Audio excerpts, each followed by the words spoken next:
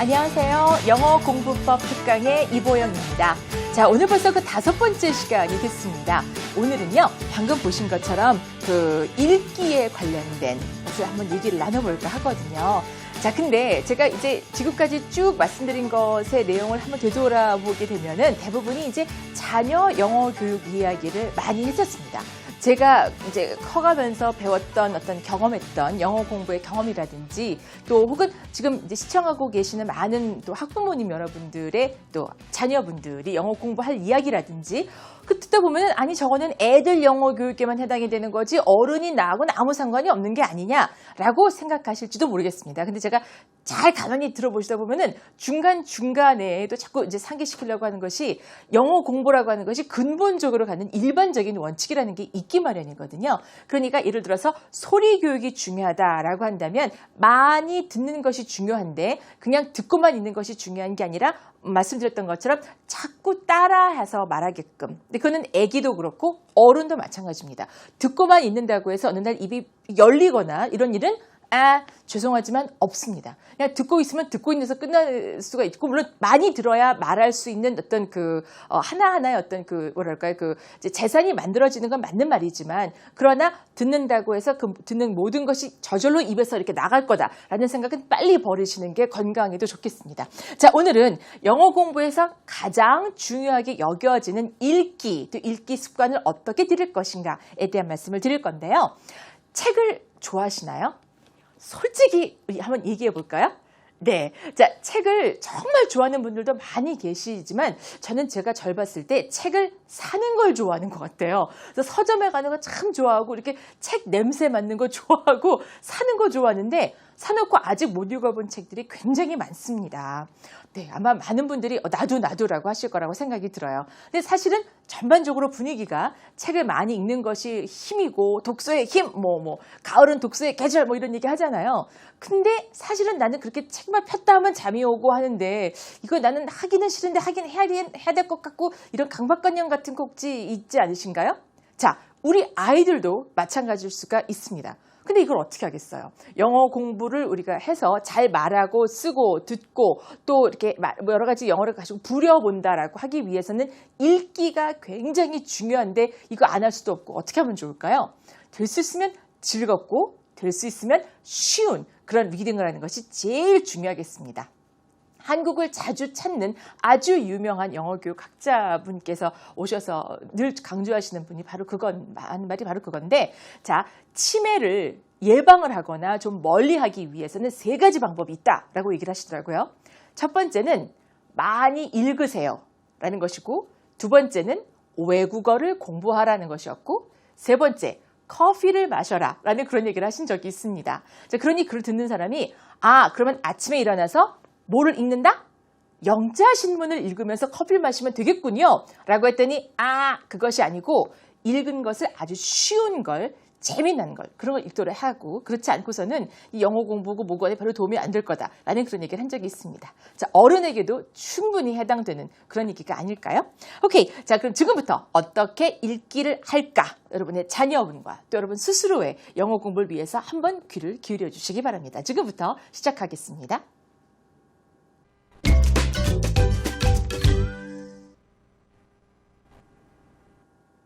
자, 영어 공부에 관해서 이 습관이라는 말은 참 중요한 키워드인 것 같습니다. 말하기는 습관이고 또 읽기도 습관이고 듣기도 습관이고 쓰기도 습관이다 이런 얘기 많이 들어보셨을 겁니다. 근데 말이 쉽지 습관으로 들인다는 건 그만큼 자연스럽게 몸에 배게 한다는 건데 처음부터 굉장히 엄청나게 많은 양 또 굉장히 어려운 것을 이렇게 내가 하려고 한다. 소화해서 내 거로 만들려고 한다고 할 적에 과연 그게 오랫동안 수십 년을 계속 할 수 있는 습관으로 자리 잡을 수 있을까요? 그건 좀 힘들 거라는 생각이 듭니다. 특히나 어린이의 경우는 더 그렇습니다. 아기들은 참 정말 스폰지와도 같다고 흔히 말을 해서 알려주는 거 하나하나가 금방 그냥 스폰지가 물 빨아들이듯이 쫙쫙 빨아들여서 자기 거를 만들기 하기에 참 좋다. 라고 하기도 하지만 그만큼 또 약할 수도 있어서 요만큼의 상처를 받아도 나 이제 다시 이거 안 해.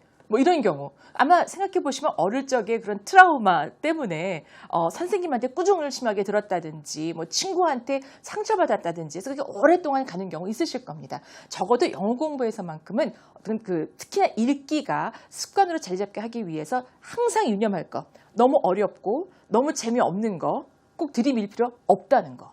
네, 정말 중요합니다. 모든 아이들이 다 두꺼운 해리포터 책을 어릴 적에 다 읽어야 되는 것은 아니라는 거. 재밌게 읽으면 정말 좋죠. 참 잘 써진 정말 좋은 책이니까요. 근데 난 이런 종류의 책을 별로 좋아하지 않는데 야 누구나 다 읽는 필독 도서거든. 뭐 이래가지고 안 읽겠다는 애를 갖다가 들이밀게 되면 애들은 그거 어떻게 할까요? 베고 잡니다. 읽지 않고 펴지도 않고 베고 자기에 딱 좋은 그런 느낄 수도 있거든요. 어른도 마찬가지입니다. 자, 읽기가 중요하다는 건 다 아는데, 읽기에 관련된, 어느 영어 사교육, 공교육치고 읽기를 중요하게 생각하지 않는 곳은 아무도 없는데, 여기에 대해서 이렇게 조금 잘못된 이해가 어떤 게 있는지를 먼저 말씀을 드리겠습니다. 이런 경우 실제 많이 봤는데요. 아이가 초등학교 한 5학년 정도가 됐는데, 그때가 될 때까지 읽기를 하나의 영어 읽기를 자기 방패로 삼는 경우가 있었습니다.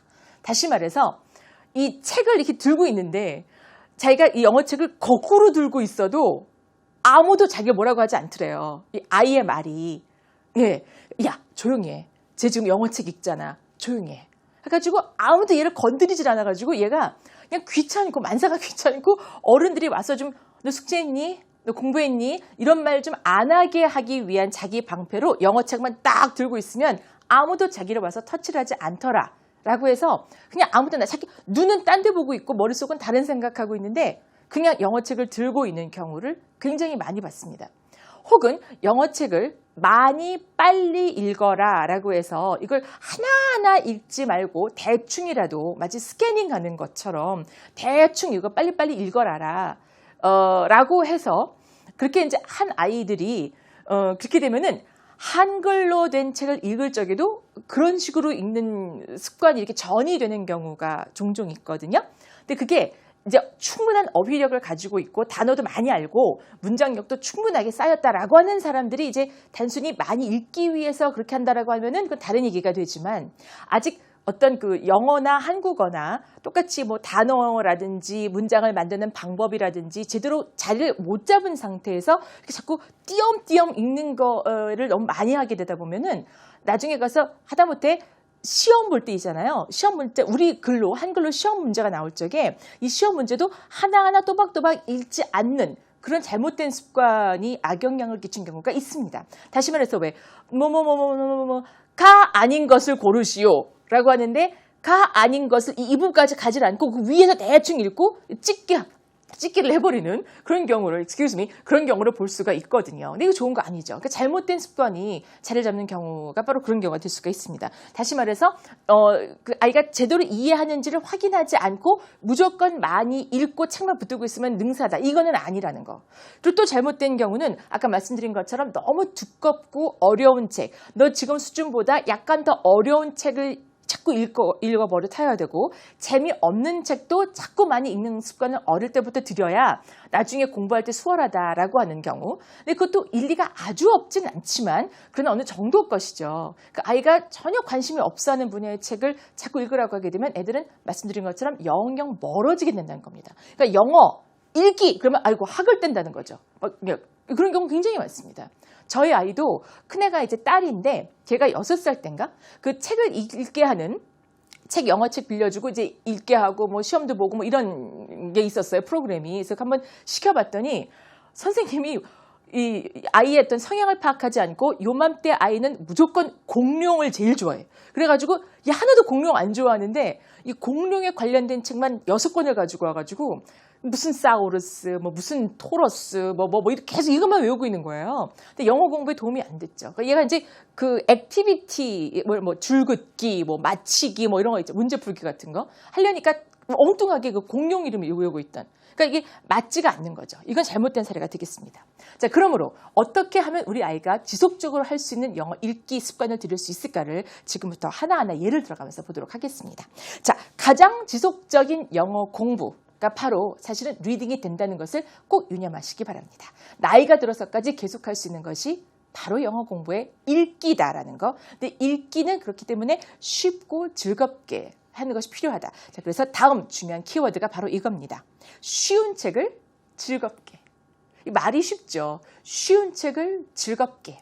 근데 우리끼리 얘기지만 한 12살 된 아이가 8살 때 봤던 책을 자꾸 똑같은 걸 들여다보고 있고 자기 동생이 보는 책 들여다보고 있으면 엄마 아빠 입장에선 속 다워지죠. 야, 넌 나이가 몇인데 이때까지 들인 공이 어딘데 아직도 이거 읽고 있냐고. 근데 사실은 그 아이는 어릴 때 봤던 책을 지금 다시 읽음으로써 그때는 미처 깨닫지 못했던 단어가 눈에 그제서 들어오게 되고 그때는 미처 깨닫지 못했던 문장의 구성이 눈에 들어올 수가 있는 여유가 생기게 됩니다. 그때 진짜 공부가 시작되는 겁니다. 그러니까 아이가 같은 책을 자꾸 보면 재밌어서 보는 거거든요. 내버려 두세요. 읽는 거 정말 고마운 일입니다. 자, 이제 한 예를 보여드리겠습니다. 보시게 되면 네, 그래서 벌써 그림만 보고도 아, 이거 뭐구나 라고 감이 오지 않으세요? 그렇습니다. 바로 누구나 다 알만한 우리나라 동화 작가가 쓴 바로 그 동화책이 되겠습니다. 이것이 지금 영어판으로 제작이 다시 된 것을 보여드리고 있는데요. 이미 이때쯤이 되면 우리 아이들이 그 작품에 대해서 충분히 친숙하게 여겼을 때이므로 스토리가 어떻게 전개되는지를 알고 있을 겁니다. 자, 그걸 영어로 만나게 됐을 때 지금 옆에 작은 글씨로밖에 안 보이시죠? Wake up, it's raining outside 이렇게 나오고 있습니다.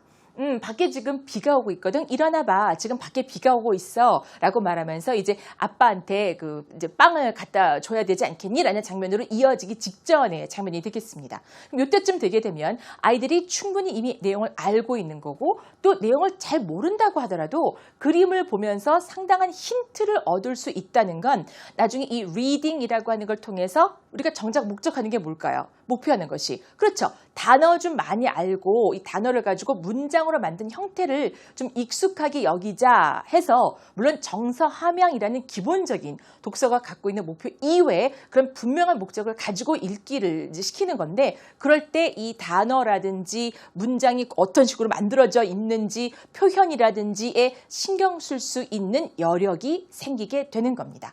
다시 말해서 뭐야 이게 뭐 그림도 없고 그냥 글씨만 만약에 빽빽하게 있고 내용도 잘 재미도 없고 알아듣지도 못하겠고 라는 걸 그냥 무조건 많이 듣다 보면 읽다 보면 네가 빨아들일 수 있단다 라고 말하면 사실 아이들은 이렇게 생각합니다.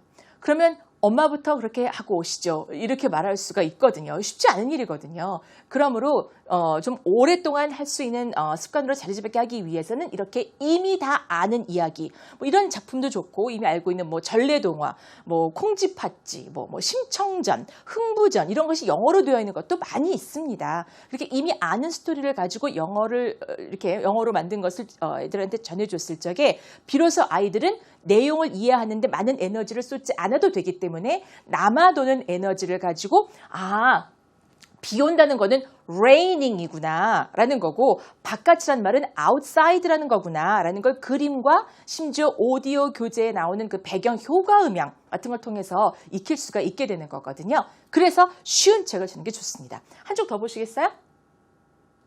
네, 보시다시피 밖에 비 오잖아요. 그죠? 비 오고 있죠. 지금 비옷을 입고 밖으로 나가면서 우리 아빠한테 빵을 좀 가져다 드리자라는 얘기가 나오고 있거든요. 자, let's take some bread to him. 우리 그분께, 그러니까 우리 아빠를 가리키는데 그분께 빵을 좀 가져다 드리자라고 하면서 밖으로 나가고 있는 장면이 되겠습니다.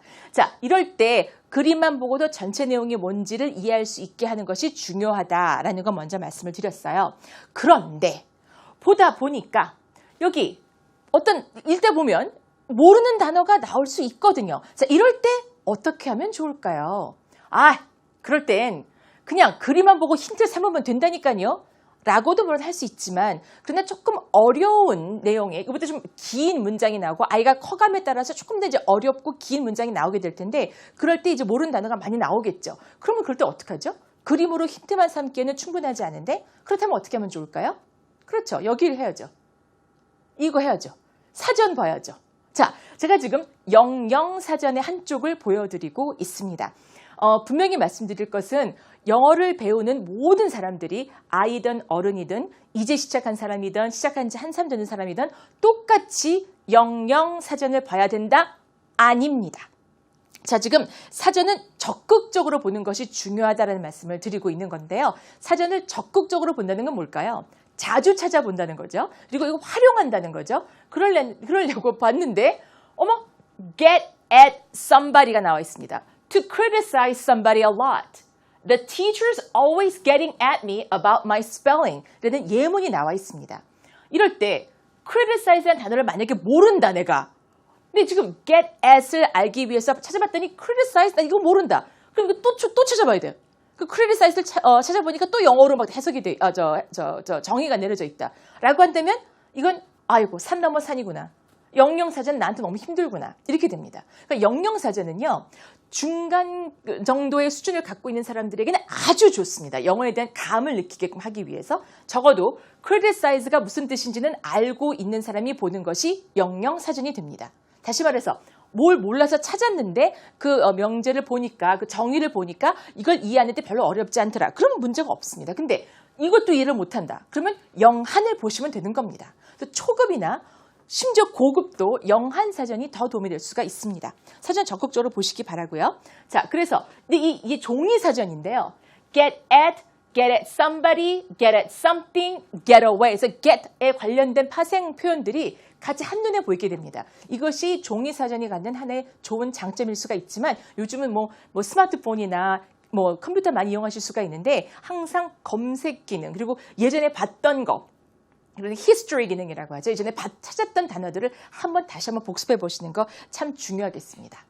자, 이제 그렇다면 아까 동화책으로 돌아가서 봤을 적에 과연 문장 안에서 어떻게 영어를 익힐 수가 있는지 잠깐 예를 들어 드리게 되면은요. 한번 예문을 보겠습니다. 먼저 아까 봤던 문장 Wake up, it's raining outside. 아주 어린 친구 같은 경우 이 글자 중에서 W 찾아보자. W 여기 있네. 그죠?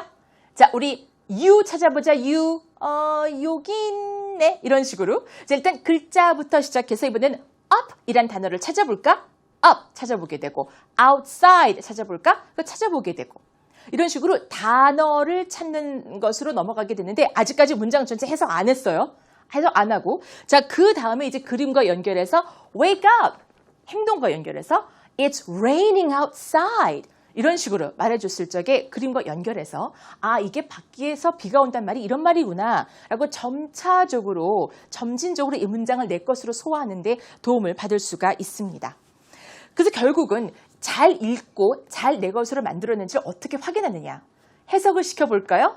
문제를 풀어보게 할까요? 그것도 도움이 되겠지만 전문가가 확인하게끔 내버려두는 것도 나쁘지 않습니다. 전문가들은 이것을 이용해서 다시 말해보게 하거나 해석을 시켜보거나 혹은 내가 제일 좋아하는 장면을 가지고 그림을 그려보게 하거나 한 이야기에 각각 다른 내용을 읽게 하여서 여러 아이들로 하여금 한번 이야기를 맞춰보게 해서 순서대로 맞춰보게 한다거나 여러 가지 활동이 있을 수가 있습니다. 다만 그냥 읽고 해석해봐라 라고 하는 건 굉장히 지루하고 또 힘든 일일 수가 있습니다. 자, 오늘 어떠셨나요? 읽기에 대해서 갖고 계신 생각 조금 다시 갖게 되셨는지 모르겠습니다. 쉬운 책 즐겁게 읽을 수 있도록 많이 도와주도록 해주세요. 감사합니다.